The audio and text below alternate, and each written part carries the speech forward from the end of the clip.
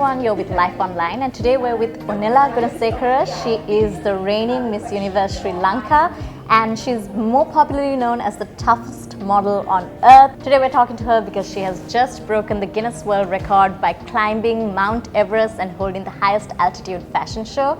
And she's such an inspiring person, so we're thrilled to have her here with us. Hi Panchali. So my name is Ornella Gunesekere. I'm 28 years old. Even though it's Ornella, you can call me Nelly. Okay. I like everyone to call me Nelly. Thanks, Nelly. Yeah, I like it. There we go. Would you like me to do the questioning? Yeah, maybe. Okay. Sorry, I got nervous now. So just maybe say, hi, I'm Ornella, I am Okay. Miss Universe. Oh, right, yeah. Why is she forgetting this? Yeah, I forgot that. Okay, yeah. And then you can say, I'm the first Sri Lankan to break the world Guinness Record. Oh my god, okay. We'll do that. Okay. Go ahead. Start. Hi Panchali, my name is Ornella Gunesekere. I'm 28 years old and I'm also the reigning Miss Universe Sri Lanka. I represented Sri Lanka at Miss Universe in 2018 in Thailand, and I was the first Sri Lankan at the time, to win the Miss Congeniality Award, which is the first mini title Sri Lanka has ever won at the Miss Universe pageant. And I'm very honored that I got to represent Sri Lanka, because this pageant, I wanted to try to go for Miss Universe from the age of 18. And I'm so glad at the age of 26 I finally got to do it. And just recently, last month actually, I represented Sri Lanka upon an invitation by another Miss Universe sister, Manita Devkota, Miss Universe Nepal, who by the way made the top 10 at Miss Universe. She invited me to join a trek to the base of Mount Everest and a little higher, and I was like, okay, I'm after 2 spine surgeries, I should just say no at the get-go. But I like challenges. And I also like anything adventurous. And knowing my condition, I still wanted to try. So I told her, yes, sure, let's do it. 2 months, I trained really hard, and on the 26th of January this year, I represented Sri Lanka, and our team broke the Guinness World Record for the highest altitude fashion show in the history of the world. That's amazing. You trained for 2 months. So what kind of training did you have to go through? I mean, it's not something easy. It's a cold place. So what kind of training did you have to do, and how did you manage to do it? So the thing is, ever since I had my first and second surgeries at the age of 20 and 22, I started living my life and walking again only after that, properly without pain. So I learned that I have to keep my back strong, my back muscles, and my doctor advised that I do physio. But physio was a little boring for me, I'll be honest. I needed something more challenging because I used to be an athlete, and this was a sports injury that revealed a birth defect. So I joined Kinetic Fitness by Tanuja and Hasita, and they started working with me. Don't be afraid of your body. I was always afraid because from the age of 14 till 20, I was in pain, I was partially paralyzed, and that was my life. So I was afraid of my body, and I was not comfortable being in it. But I've been with them now for 2 years, and I do have a regular workout regime to keep my body and muscles strong. But preparing for the Mount Everest climb was something completely different, because not only do we have to carry backpacks with our daily water, food, medication, and other emergency supplies, we also have to battle against gravity, the pull of gravity. The altitude has less oxygen, higher altitude has less oxygen, so now we're fighting to, keep our body properly oxygenated. And all of those require a good cardiovascular system, strong muscles, and apart from the physical aspect, you have to be mentally strong. So the experienced Sherpas, who are the guides who basically handle all treks to the top of Everest or anywhere along the Himalayas, they told us it doesn't matter what size you are or how big or how much you've trained. If you're not strong here, you're not going to make it. And they told us this on the first day. So a lot of us, we were positive, but we didn't know how bad, how difficult it would be. I shouldn't say bad, it was just difficult, very, very, very challenging. As per training, every morning I woke up, I walked 5 kilometers. I started with 6 kilos. I did 1 week, then the next week I did 7 kilos, 8 kilos, so I increased it. And I trained my back to the point where when I wore something light, I didn't even feel it. Okay. So I built my back muscles very strong. And working with Tanuja and Hasita, they ensured that my core was fully muscular, strong, especially my quads. So they actually got a wooden box, and with the backpack, I would climb it 40 times. Wow. I think I went 5 times a week the final month before I went. I worked out, I think, 2 hours or 10 hours for the week. Every day. Except Saturday, Sunday, I try to make every day. Was this like a regime you yourself came up with, or was this something that was recommended by them? I trusted them completely. So whatever they told me, however they advised, I followed. And I really thank them because they prepared me more than I ever thought, I needed. And that I truly credit them for this achievement. I mean, no wonder you got the toughest model on title for it. I mean, how did, as compared to like the other models who climbed with you, how was the journey for you? How tiring was it? I mean, did you at any point feel like you wanted to stop? I'll be honest, there was not any particular moment that I came across where I was like, I need to quit. But there were definitely times where I was at my limit and I was like, this is too cold, I want to chop my fingers off. Because your extremities, they get affected the worst. And a lot of people actually lose their fingers and toes by trying to do this kind of climb. Bear in mind, we did this off season. So we went in the winter. We slept in sleeping bags and none of the cabins were heated. So we experienced the full exposure of the cold, right? The only heating that was there was in the main hall, and that also only if there was enough dung to burn. Otherwise, we just huddled together and, how are you? I'm good. Did you eat? Oh, okay. So, but I'll be honest, the climb for me, because being a past athlete and because I love adventure, I enjoyed it. I thoroughly enjoyed it. Up to date, I'm like, if anyone says, let's go, let's go. I'm ready. I just enjoyed it so much. And the higher you went, it got more and more beautiful. So today I'll be like, this is the most beautiful thing I ever saw in my life. And then the next day, no, this is the most beautiful thing. So then I'm like, what's tomorrow, And that keeps you going. Yeah.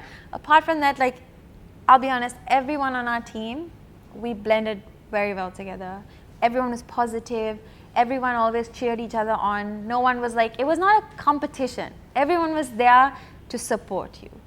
And the whole team worked together. Are you okay? Do you need tea? Do you need snacks? And we would share and buy like Pringles and chocolates, and just to keep us, energized and motivated. The stories we share, exchanging different things from Italy to Nepal to Finland.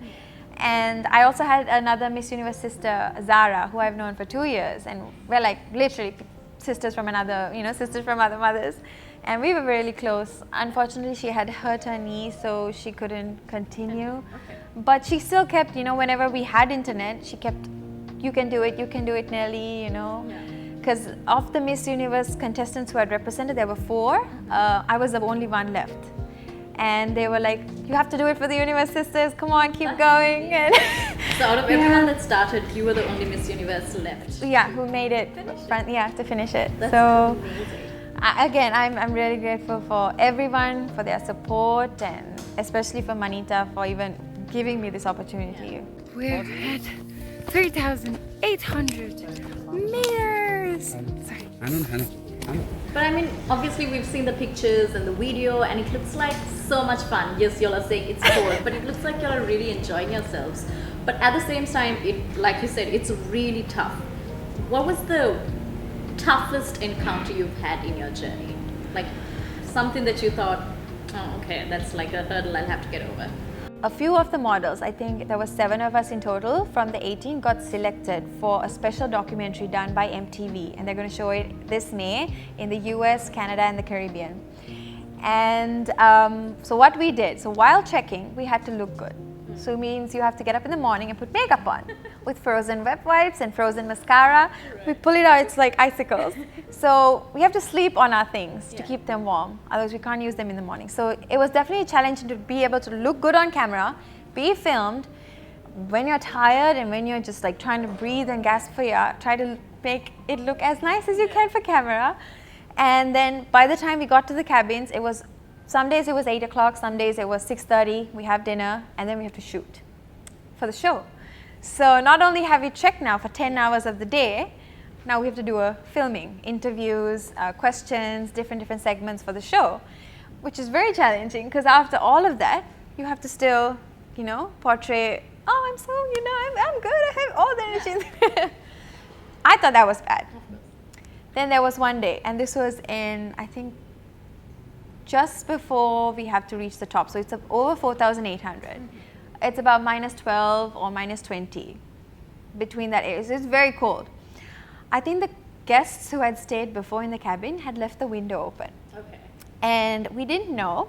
We went to bed because there's no power, there's no electricity, it's solar power. And even the light that you get is very dim, so you can't see. You literally use your phone and you have to maneuver everything in the night, and then in the morning there's the sunlight.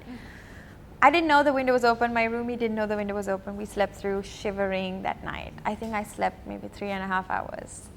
And then I had to trek 20 kilometers down. That was the toughest day for me because not being able to sleep and trekking is a nightmare. I can imagine. Was frostbite like a serious concern for you? They made sure we were covered. Yeah. If they saw any skin, and they made sure that we kept moving, because you can walk and you feel hot. Yeah. Even in -10, we were like, it's hot, I need to take off my jacket. As long as you keep moving, because your body, thank God, you know, our bodies are amazing. They do everything to protect us. But if you stopped for more than like 2-3 minutes, you start getting cold, you start catching a chill. Now, some of the contestants, they couldn't continue because they fell sick. So you sweat so much, and people are like, you sweat in minus? Yeah, because your body is doing everything it can to keep you warm, right? Yeah. To protect your vital organs, especially in the center. You could feel sweat dripping down your back. Because we're continuously walking for 10 hours every day. That's amazing. Something you've said, and which I think is really inspiring, is the fact that you said a lot of people couldn't continue because of their health, but you yourself said that you were like half paralyzed and you suffered from really bad, you did spinal surgery, and that's something you overcame, which was a huge task, and you still did this. So I mean, that's amazing to me. So how did you keep pushing yourself forward? The thing is, I've been in a situation where I was literally laying on a bed, feeling powerless in my body, trapped like a caged bird. I had nurses brushing my teeth, changing my clothes, washing me. And I was 20 and 22 at the time. And I just remember thinking, whenever I get to walk again, because I will. And it was not a if. My mind was made up. I know I can't feel my legs. I know this leg I'm dragging. But after my surgery, all goes well. Hope to God, all goes well. I'm going to start walking. And I don't want to feel this powerless again. And that reminded me that everyone in their life goes through that kind of situation where they feel powerless. Maybe it's been abuse, maybe it's financial issue, maybe it's lack of education. And all these circumstances, they hold us back. Or they don't. Because the only person that stands in your way is you.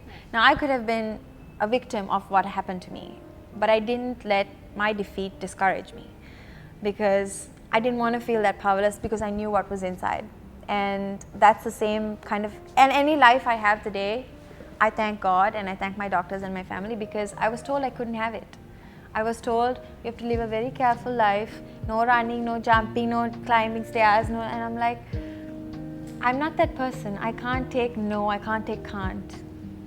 And I guess when you're exposed to that kind of, you know, idea or experience, especially from a young age, we're rebellious. Yeah. We fight. And I fought. And the whole toughest thing, I still laugh because I'm like a rabbit. If you really like know me, I'm very quiet and very reserved. But if it comes to a challenge, I push myself. I don't give up. That's amazing. Talking about like your experience, how many days was the climb to the fashion show, and how was the fashion show in itself? So we started on the 16th. We took a flight around 6 or 7 a.m. to Lukla, which is actually the third most dangerous airport in the world. The runway is only 500 meters and everything else is mountains. Okay. So any mistake, it's bad, right? A lot of us were afraid. The thing is, I'm a thrill seeker, so I found it fun. And they're like, I can't. And honestly, they were like having panic attacks. They can't get on the plane, they can't get off the plane. It was very scary. So from the get-go, there were, you know, we were helping each other, supporting each other, because different people have different things. And we started trekking that, we couldn't trek that night itself because we were waiting for the second team to arrive. And then the next day we began our journey. So from Lukla, which is at 2,800 meters, we started trekking. Wow. Yeah. And how long did the whole it took 12 days. 12. The whole, going up took 12 days and it took another 4 days to come down. Right. So And total. and the No. fashion show itself, who was the designer? What was the purpose of the whole fashion design? So, and thank you for asking that. The fashion designer, her name is Ornella Gunesekere. Her passion is to work with, and she works with a lot of women in Nepal. They use yak wool felt and other biodegradable fibers. Her entire range is biodegradable, but it's winter wear for now. And all of the outfits we wore, she layered it on, and we only had our thermals. Okay. So that was like, we were like, will we feel cold enough? Because at that height, it gets to minus 25 in the night. And in the day, it's I think minus 11. So we were worried, but you know what? It was sustainable, biodegradable, but it did its job. It kept us warm, we were fine. Beautiful colors, she used a lot of bright, vivid colors, and the show itself was amazing. Honestly, I mean, they had put a ramp and everything, a 15-meter ramp, and the guests were flown in by helicopter with oxygen masks. They couldn't take it off even for a second because they wouldn't be able to live. Wow. Some of the models, because we had to make a certain, the requirement by Guinness World Record, there had to be 12. Mm-hmm. So they brought up extra models in case anyone couldn't handle or they were sick or something like that. So there were Nepali models with oxygen tanks who had been flown in that morning from Kathmandu. Wow. And they were in the tent breathing. And if they took it out, they took it out only to walk on the ramp, and they were going back and then they were using it again. Wow. Yeah. I mean, that was like what y'all had to like. Do you see the commitment? Yeah, exactly. Do you see the commitment for this show? Yeah. I mean, the world record that y'all broke, who held the previous world record, and how does it feel to be a part of it? I'm not too sure who held it, but the previous record was at 4,000 meters. And I mean, I congratulate the people who came up with this idea, and they were crazy enough to have it. That is Pankaj, Ramila, and Ricken. And to have made it, yeah, it's still hitting me. And when people say you're a world record holder now, I'm like, oh yeah, that happened. And not an easy world record either. No, honestly. I heard like recently that you got honored in India for what you did, even before Sri Lanka. So, what are your thoughts on that? The thing is, I think, I see a lot of the main organizer, Mr. Pankaj, he is from India, and they gave us a lot of press. We were like the very next day, front page, world record broken in Nepal. And I guess Sri Lanka being the neighbor, and the fact that there was a Sri Lankan representative, because see, there was no Indian model represented. Yeah. So I guess they thought maybe, okay, she's the closest neighbor, let's do something special. And yeah, this was at the World Women's Conference. Yeah, I'm very grateful for that they, really took Sri Lanka's name forward. You carried the flag all the way up to the top. I'm so proud of that. Yeah. Like that Sri Lanka was highlighted, and was something important to you? 100%. I mean, Sri Lanka, every time I've represented Sri Lanka at a pageant, I've always made sure to talk about our country, how warm and hospitable our country is. And I guess the fact that the Miss Congeniality was also awarded to Sri Lanka was a testament to that we are friendly people, we're warm and loving, and that's what I projected. I didn't expect to get rewarded for it, because that's just who I am, that's how I was brought up, that's who I experience when I meet Sri Lankans and the beautiful people that we are. So now you've really set the bar very high for yourself. Boy. What did you challenge yourself with next? I'll be honest.